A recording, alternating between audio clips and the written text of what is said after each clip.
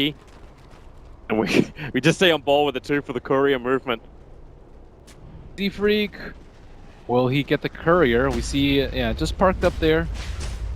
Everyone's babysitting all the way through. Nice little deep ward early on from Escape, so they get rid of that complexity mid-obs. Gonna make life a little bit more dark for Limp. And, okay, yeah, Yabsor knows there's Z-Freaks in the neighborhood. He clears them out, knows he runs north, and then just will be the courier anyway. So they'll make sure that the tangos get to the mid. And then it's up to Quoth, like, how aggressive do you want to be playing this mid lane? Like, you're up against a Mirana as a Queen of Pain, and you're a Queen of Pain that hasn't skilled anything. Like, there's no Shadow Strike out yet. Is he waiting to see if the Earth Spirit's going to have a successful jump in? His creep wave was not in a good position for him. You don't want to go when the Mirana's on her hill. Ooh, Keizu CPing out. Is he going to have enough time? Yep, he will. Problem with not having extra stuns coming in from the Riki.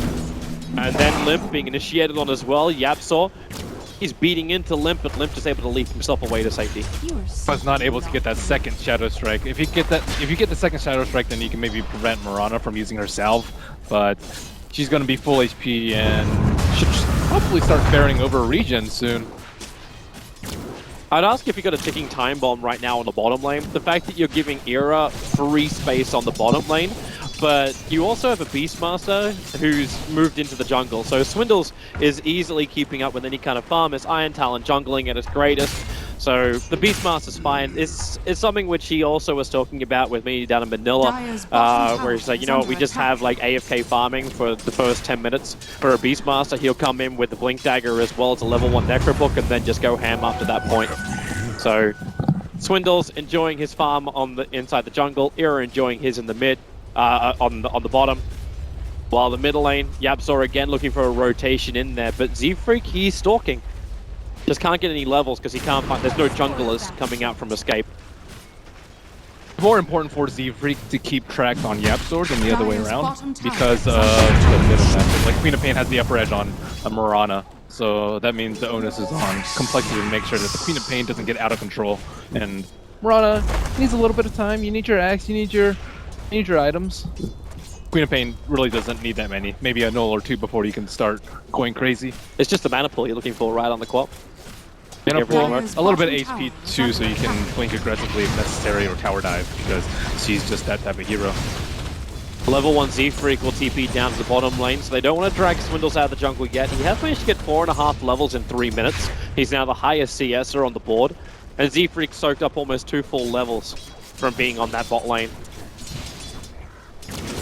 But there's no big tower pressure coming out with the Morphling. It's not like you got a lone Druid over on this Escape lineup.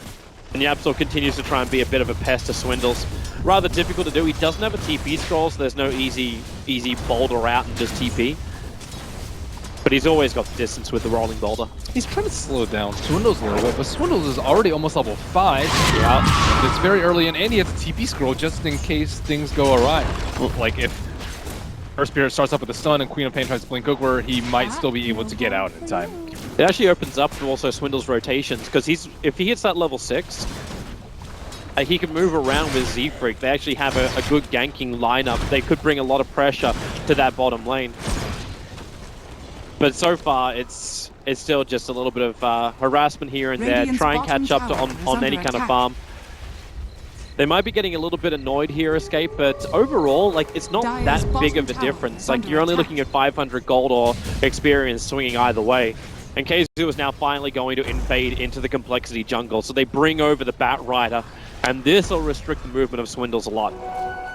Not to mention get some much-needed farm in for Keizu. Bottom tower is under attack. That would be a lot easier for them, though, if they had a kill rune on the Queen of Pain. And she got 4-minute bounty rune on top, the kill rune going in the way of Mirana. Yabsor with the smoke screen. This could be the first blood right now. He wants to go for the kick, but it won't happen. Limp, an easy movement up, and he actually had the first blood rune, the double damage onto that Mirana. They're very worried about the Beastmaster, and I don't know if Escape's actually going to have enough time to get the items that they want before this Beastmaster and Riki combo, as you mentioned, is going to wreak havoc around the map. You're worried about the overcommitment? like just to stop him. They need to get their farm up. They need like blink on Batrider. They need like whatever first item is up on Morphling, level 6 on Ancient Apparition. I think these 3 things are the most important things for them. And if they don't come out very soon, Brooklyn Beast Sensor's first move with a roar, with a smoke and a Riki smoke cloud, and people are dying around the map, and then you have that one piece of the puzzle that's always missing. I think that compLexity can take down all objectives and kind of sweep them down after that, because you have some supports that are just very weak to the Riki. Yep. Get even some cores on it too. Well, we need to get the farm up. Currently, there's no real stacks for them to work with. Like, YapzOr's only managed to get 1 double stack inside the jungle. So, Khezu doesn't have an easy flash farm. Maybe he was hoping he could catch up with a big Swindle stack. But Swindle's not even a single point up in the Wild Axe. He's not looking to clear that way. It's all about Call of the Wild. It's all about Iron Talon, just relying on his own strength. So there's nothing for Escape to steal. And the Moonlight Shadow being triggered. They're actually drawing a line to head to the top lane. Now, there's an Observer Ward that Limp did that right underneath. So, yeah, there's no surprises here, and Khezu hides in the trees. Now, Swindles has parked himself right into that camp. Let's see if Khezu gets an eye on this Hawk. They could use a scan. Actually, they don't have a scan available because they used it a couple minutes ago, but this is about the time where you're worried. Well, they see each other now. Z-Freak as well as Limp were trying to make a bit of a move through the south, but yep, there's YapzOr rolling balls himself forward. Swindles slowed down, silenced up, the Firefly forward. They're going to get right on top of him, and Swindles, he will burn. That is a very, very bad kill to give up, because he is the highest level in the game right now. Swindles is level 7 right now, and they were trying to go for the typical smoke, get a tower kill after killing a hero with roar. That is a very common thing, especially when you have a Beastmaster, because you take down towers very quickly. But his team backed off. They probably got wind of this because all their heroes just suddenly disappeared on the map, and someone was like, okay, well, I'm right here next to a camp, I'm going to farm it. And they just lost a very high priority hero without the Riki there, the scout, without their safe laner there to really protect him from that sort of maneuver. I want to watch this swing just continue, as we still haven't felt like the big presence yet. Like, we talk about the fact that Slark as well as Morphling are both out of play at the moment. Who's really going to come online first? Like, do you want to see Chessie with early Shadowblade rotating around, trying to find these support kills? It has to be the Slark, because Slark does not match up well versus the Morphling in the later game. Morphling's a lot more slippery than even the little fish, and he also is just a lot more safe when he hits towers. He also just does a lot more damage if left unchecked because of the ability morph. So I think that the Morphling just poses a lot more threats. And like Slark, he can kill heroes, but he can't like instant kill heroes like a shotgun Morphling. He has more of that sustained kind of damage. Once you pick up the Essence shift, then life's going to get a lot easier for you. And the Escape are covering their bases. We see the scouting out of the Roshan pit with Ancient Apparition replicate. So they do not want to give compLexity any quarter. They do have the Beastmaster, and they are respecting it. They know it's a hero that Swindles has played a hell of a lot of, so it does make it a little bit easier. Got more data to work with to understand how Swindles will play this hero. They don't have enough right-click damage for Roche just yet. Slark hasn't committed to any items. Maybe with Echo Saber might be easier. And they're counting the Necro books, right? And well, he died, so it's going to come up very slowly. Yeah. Normally, I think free farming Beastmaster just straight jungle is like 14, 15-minute Necro 3, and he does not have his Necro 1 yet. Rider is rapidly approaching that point dagger. Courier kill? What's on it? Not really a hell of a lot, and because the movement speed, the courier was up. He'll look for it on the way back. Oh, Senderin gets his Strangles, but it will cost a courier. Nope, Z-Freak waits again. Radiant's top doesn't want to attack. He's looking for a hero kill. A courier's not enough. Ice Blast is flying all the way up to the top lane. This looks more like a way to dissuade Huntskin as well as Tessie from attacking into the tier 1 tower. Does its job. And Khezu will have his blink very soon after farming up this creep wave. Should just be about 3 to 4 more creeps. Z-Freak trying to look for a weak spot in the escape defense, but with a sentry ward down, it's difficult. Like, he just got flagged. Yeah, I'm actually a little surprised he didn't go for the Kirko. It looks like he... Oh, quite fast. Blink, Stars gets the extra flow on Z-Freak. Both screens up, and the kick, and waveform, and the strike. Oh, they made sure that Z-Freak definitely went down. Denied. Now the pressure has switched to compLexity. compLexity are like they haven't used Roar yet. They haven't been able to really move around the map too much with the Riki. Riki's not level 6. They're really struggling in the level department. Oracle is also not a level 6, whereas you have the weaker support in the Ancient Apparition already throwing out Ice Blast a minute before. Yeah. I think you're right, man. This is when complexity need to be able to control the pace of the game, and well, they don't have the items to do it just yet. Keizu is finishing up his Blink Dagger, while Kuiper and Yapsor are going to smoke maneuver up through the river, and they're headed up north. They're pinging perfectly onto Chessie as well as Hanskin. And Chessie, he is low, and the Ice Blast man, he just killed Chessie anyway. He pounds it, barely gets out of range. Hanskin will have to sacrifice himself. He goes for the false promise, the TP out, cancelled by Yapsor, and Hanskin, he should just pop, and there she goes. Another hero kill going the way of Escape, and with 3 heroes up on the top lane, they may push the issue into the tier 1 tower.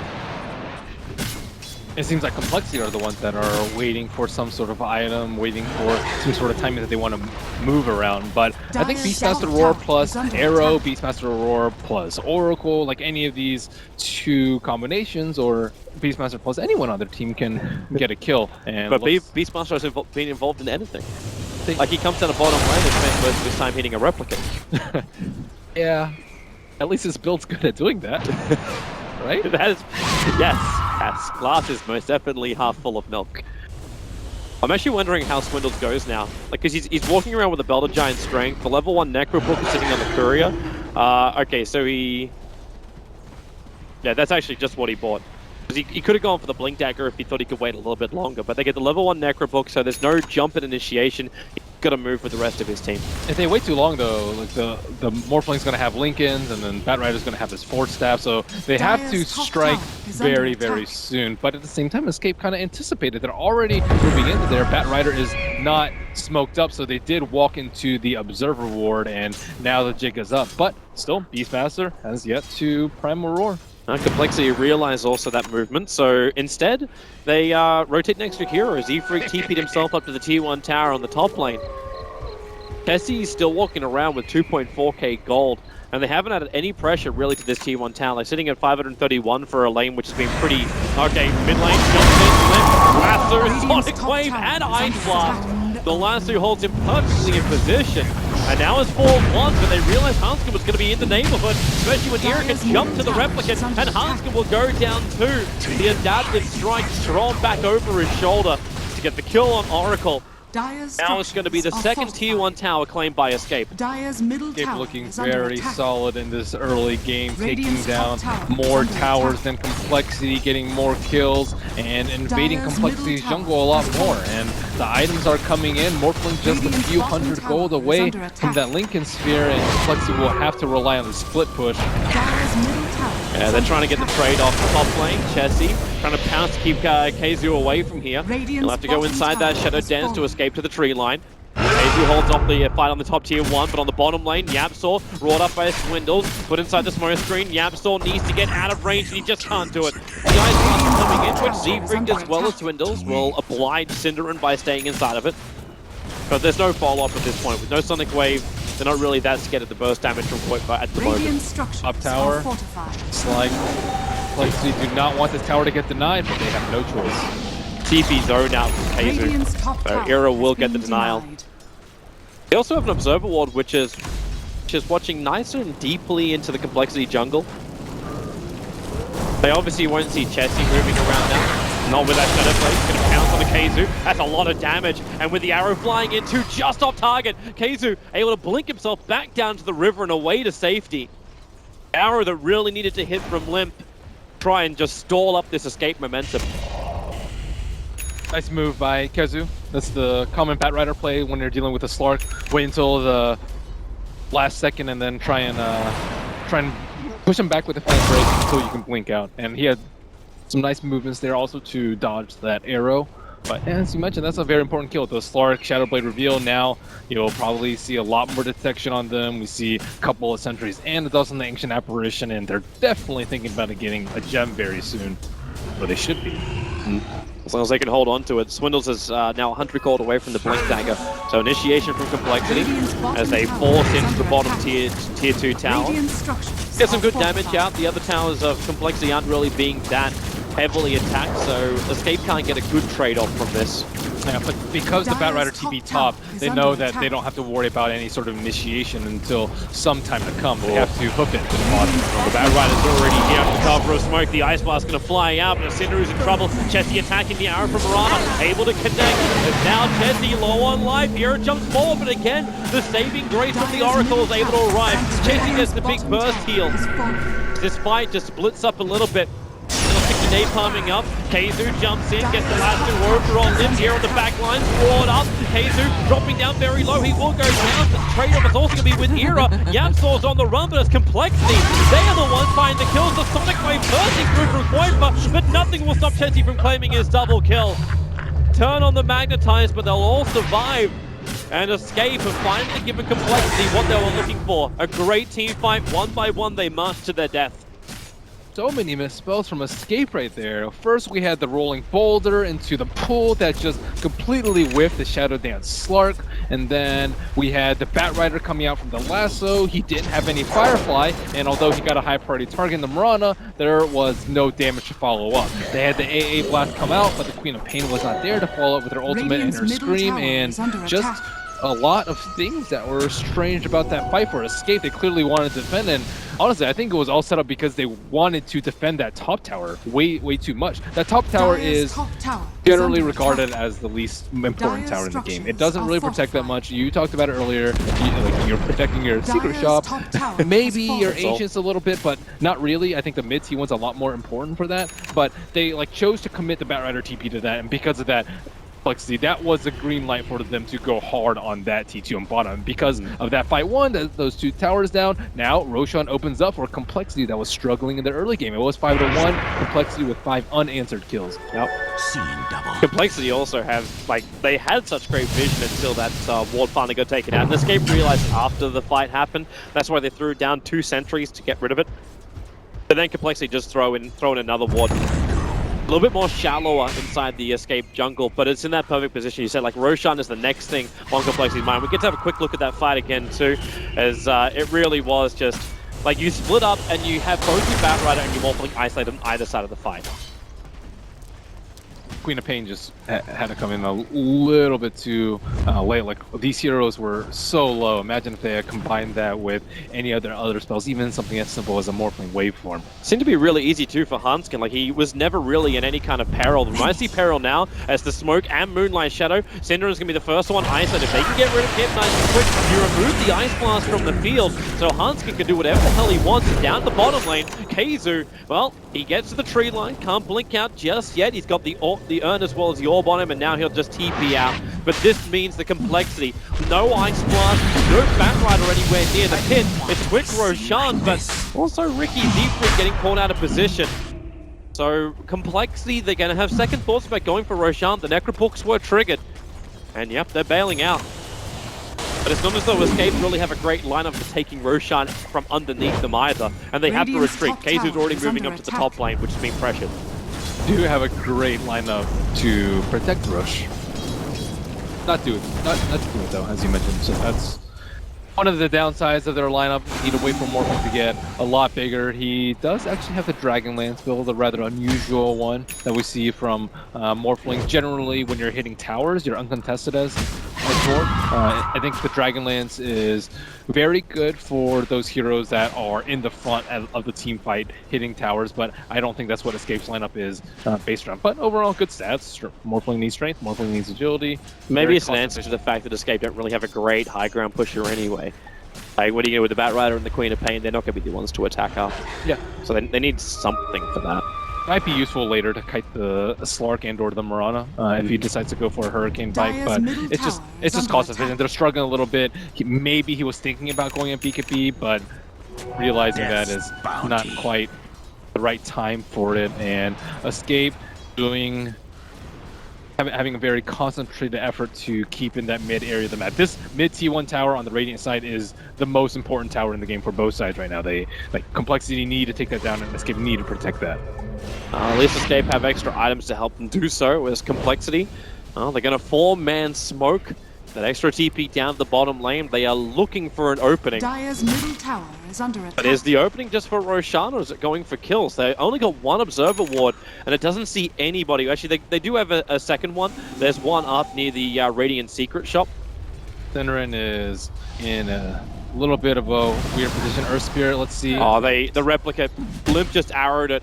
He doesn't actually break his smoke with it, but it reveals the fact they are smoked up, and now they engage over on the replicate. Now realize it is so. They're still instilling a lot of fear into Escape. Combine the smokes with the Moonlight Shadow, and you always have to fear. Kaizu, he's coming over. They're going to trigger a second dust, but Chesty, the tier 1 tower's already gone, so he just blew 2 dusts there from Escape. Didn't find any openings whatsoever. In fact, compLexity, they're already getting out. EP straight back, now the blink is up for Swindles, and they're circling over towards Roshan. A circle's actually coming out from YapzOr, just saying, yo guys, like, they just took our tier 1 tower. Roshan is most definitely on the cards. Looking at Roshan, he's perched a little bit away from his usual position in the pit. Usually he's like deeply recessed in there, maybe. He's admiring his skull collection. Finding a new spot. The Swindles actually TP'd himself up to the top lane. This got scouted out by Escape, so they're just pinging the fact that the Beastmaster is not anywhere near Roshan. But he is forcing someone to go back, which is normally very effective, but when you're versus a Morphling who can send a replicate TP to split push out the lane and then come back to the fight with a replicate is not as effective, but compLexity just smoked on top of an Obs ward. They should have known as well. In fact, yeah, Synderen, he was walking around there with a sentry ward already on him before they did the smoke. Now he throws it down, realizes both the Obs and sentry is there. But it's compLexity who are not here to defend Roshan. Escape, they're looking to bring him down, and at this point they might be able to succeed. The scans used by the Radiant side, it should now start to ping and flag red as compLexity. Here they come, Roshan low, he's at 1k live, they've almost finished the job. Here comes compLexity, arrow will fly forward, it hits Koifa. He does have the Aegis wall, however. Era trying to keep Swindles out, they use both the Depth Strike and Force the Stun to hold him. Koifa lets the ulti blow, he triggers the Aegis to the Immortal. Necros are around him, Chesty will get in, and then the blink. They get back up, but is it far enough? No, not with Kaizu being drawn. They get the Adaptive Strike, so you will lose the slot. It's allowing Era to block the path with the Morphling, but Hanskin giving them a license to just keep on fighting. Era on the run, another kick, catching out 2. Era needs more time. The Linkers is finally back off cooldown, he'll waveform up. Can he survive? He holds in the tree line. There's not enough mana for him to TP out. They don't realize he's in the trees. He'll start the TP and Swindles. Now the axe will fly, but it's all a little too late. The extra TP out as well, coming from Koifa. They will get out of the pit. It cost him a little bit, but it was a 3-for-1 trade-off in total. But that's including the Aegis the Immortal. That should have been so much worse for Escape. I don't even think that Bray's getting away with murder really quite does it there. Getting away with easy deaths. There were a lot of small things, though, for that fight that set it up. Koifa, I think, constantly using Orchid on the Roshan, because that was a fight of like a matter of seconds. If compLexity have gotten there, I would say even like 3/4 of a second earlier, they likely could have killed Queen of Pain, killed Roach, and taken the Aegis, but they were just waiting for a couple of things. The TP mid, so they could smoke, came out a little bit late. Hanskin, I believe, was waiting for an observer ward coming from the chicken. They're prepping.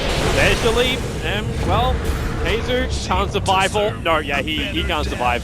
The from YapzOr wasn't going to control up enough. And then, well, Z-Freak, he's coming back in. Did he actually think that was a real Synderen? Either way, it was a replicate. They're going to boulder 4-staff out. As he's still on the hunt under the cover of the Moonlight Shadow. Synderen, he's a little bit out of position here. Swindles going to start with a raw Necrotalks, and Synderen, he will evaporate as ice. compLexity finding some free kills across the map, and this will let them push with the Necrobooks triggered. That tier 2 tower stays numbered. For his also very low. Escape do not seem that well versed in playing around the AA. We've seen a lot of hero staples coming out for Synderen, the Dazzle, the Venture Spirit, the Winter Wyvern, but with the Ancient Apparition, you can't buy time for your team to come. Winter Wyvern and Dazzle both can buy maybe a good 5 or 6 seconds, but Ancient Apparition, if you get cut out of position, you're just dead. There's nothing your team can do about it. Not surprising when Syndrome walked outside of his base, but is this also then just down to vision? The fact that Escape can't keep any kind of vision over their own jungle complexity. That's where their attack angles have come every single time. They're taking a really good fight. They've had obs up on the hillsides, and Escape, they're always countering it a little bit too late. This will get a little bit easier now because Keizu's got his gem. And this means also you don't have the moving obs ward of Z-Freak. They needed this a long time ago, though, because of the Slark with a Shadow Blade too. Like, you're countering 2 heroes with 1 item, which would be a good proposition in my book if they had not conceded that big fight around the Radiant jungle. Maybe they were just worried about losing it too early on, like they didn't feel confident in the team fights after what happened on bot lane. Yep. But now we see Morphling starting to build a little bit more damage, Ghost Scepter and an EB, so he can actually kill people now. The Hurricane Pike, I think, is a nice adaptation when you're up against the Riki in particular, because Link is not going to save you from the smoke cloud. So I think we see, like, Sand Kings, I think, they also go for Force Staff before a Blink Dagger when you're up against a Riki, and I think this is kind of the same mentality coming out from Era. So I like this touch. However, I don't know if it's going to be enough for them. It is a lot of unnecessary stat in the HP region and the intel, so maybe they might lack damage because of this build. Complexity 5-man smoke.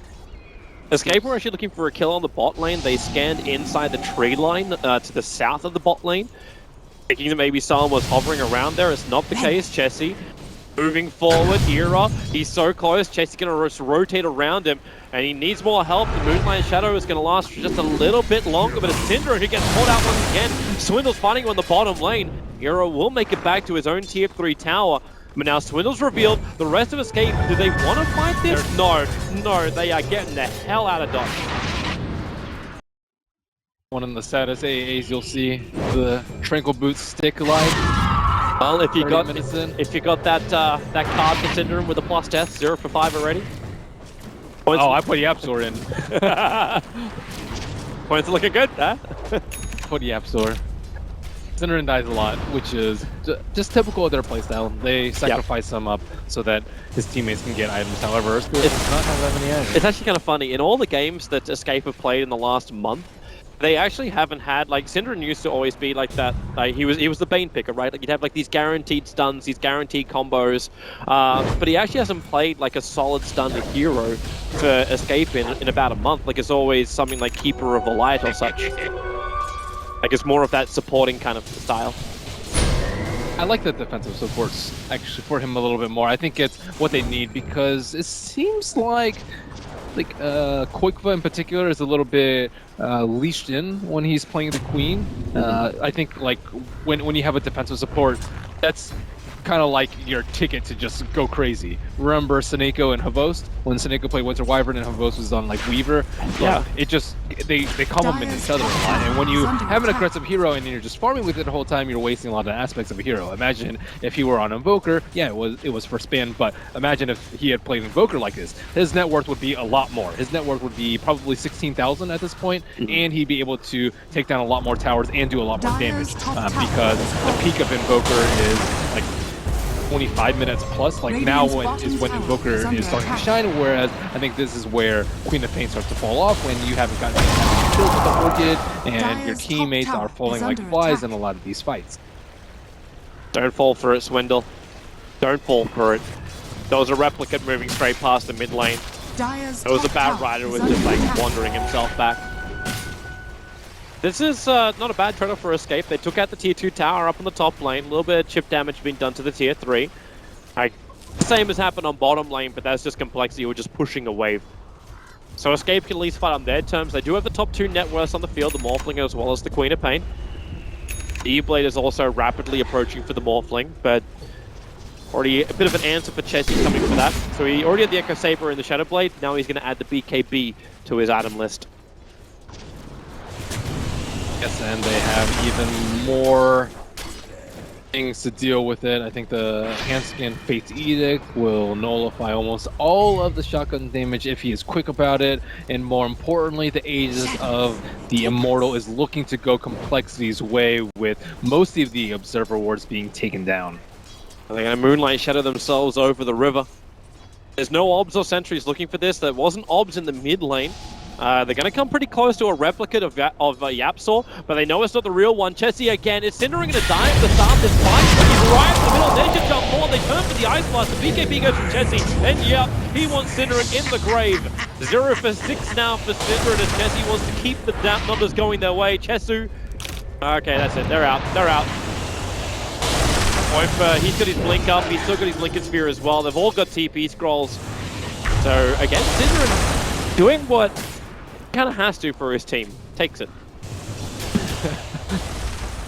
But if there was any question before about whether or not compLexity had control of Roshan in the surrounding area, there is no doubt now.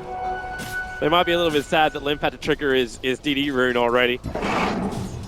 Because Roshan is up in about 25 seconds, so compLexity have a nice quick spawn for Roshan. I'm also wondering if that's still Koifa's null talisman. Yeah, it is. Z-Freak just, that's been sitting there since the last Roshan. So Z-Freak is just going to hold on to it. Maybe you can drop it in taunt. just drop it in front of him, just like stares him down, denies. Asserting dominance as well. Oh, he hides it. Wait, no, that's not. He just threw it over the tree line. It's on the other side of the tree line. That is the one that you're not going to find. I don't think anyone from this game is really think you walking around that place. Alright, so compLexity, Ice Blast, really good time from Cinderen's going to scout this out. Also going to connect on 3 heroes of compLexity. It's not going to stop them from taking Roshan, however. It'll just make them a little bit more cautious. Hero's having his fun up on the top lane, continuously pushing that one out. He does have a replicate, and in fact, Escape. They're in a position where they can try and contest this, and there's already the jump from Chessie. Going on Koifa, he'll blink away Keizu. Now with the last 2, they're bringing Chessie in Tifa. They do have the vision of the Sentry Ward going down, as well as again, they can see Chessie until he goes to Shadow. The Sonic Wave! It hits huge! It hits 3! They turn the Magnetize as well, but Cinderen, well, he's old reliable. Down again, 3 for 1 is the trade-off. All up from Yapsaw, but he's playing catch with his dad. He hits the arrow limb perfectly on Yapsaw. Say goodbye to him. The only upside from this is the fact that Keizu was able to survive and he holds on to the gem for Escape. The downside is Escape practically lost everything, including Roshan now. It's hard to put an upside to that, to that fight. I think one of the things too is Keizu in the offlane in his performance on the Batrider. You'll see a lot of Batriders change their build a lot when there are multiple Slug counters, or multiple Batrider counters. One of them being the Slark, secondly being the Oracle. I think even Beastmaster is consistent at countering him, and I think even more importantly is the Riki, because Riki, like, he's always playing at a disadvantage of the Batrider. So you'll see a lot of the Batriders, they build a lot more tanky, they build more movement speed, they don't rely on the lasso initiation with, like, you know, even like a Drum's Force build, which is very good versus Smoke Cloud, which is very good for getting Firefly damage in these fights. I think if we have a recap at the end of the game of damage done, Keizu will be like one of the lowest, maybe even lower than Cinderen, I would say, in these fights, just because like he hasn't really been able to put out anything in these fights. Mm-hmm. But is that when you start asking, like your next item builds? Like, I'm looking at Koifa sitting on 3k gold. Does he get an aggressive item, or does he need to get like a Scythe of Vice? Does he need more control? Because you've got Lincolns across the boards to try and like counter Swindle's initiation.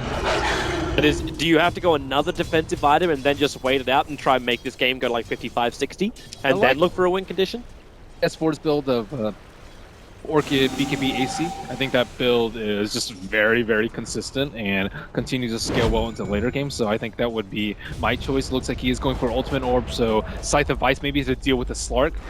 So he can't pop his BKB. He could also be going with... We get to have a look at this fight again, just nice and quickly. So they expend the lasso on the BKB Chessie, but they don't have any physical damage to follow it up. Era thinks he's very safe because he's Morphling. He goes in there, and he just gets blown up, just roared on the spot. We come back live now as compLexity, they're on the hunt. Yapsaw in the tree line, they're able to hit the sun. And that means you'll say goodbye to the Earth Spirit. There was a small little toss of the ball with him, and that's why he was forced so far north. And Era, very, very slippery. Morphling, always known as that one hero that's got 3 different escape mechanisms. So very, very difficult to kill. But he jumps himself down the bottom lane. He'll have to TP to the top in a moment, because the push is already coming. Keizu puts down the Firefly, try and slow down the advance of compLexity. Koifa doesn't even want to bar over. He's pushing the mid lane. He needs more money.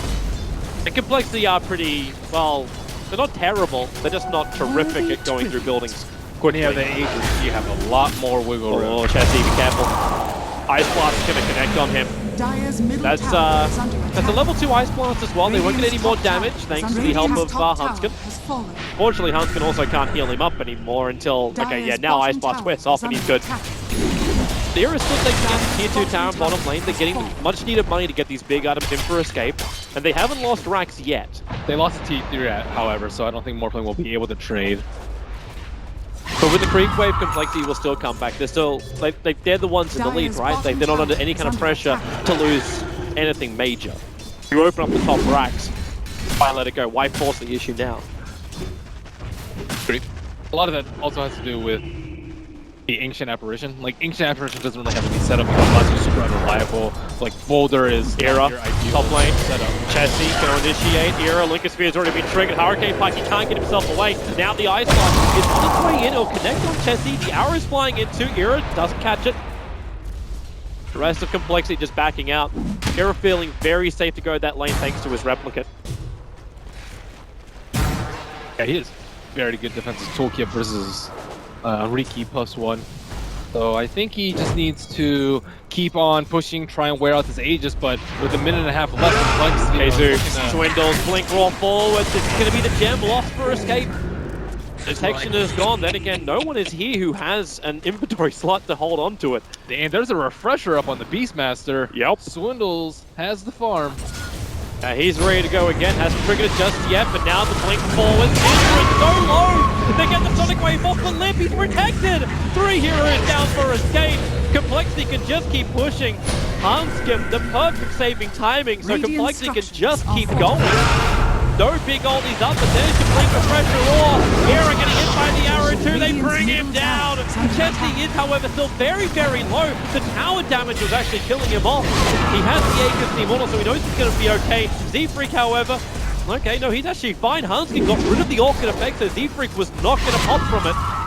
It was a nice play from Koifa, but better from Huntskin, who has just been every time there for his team.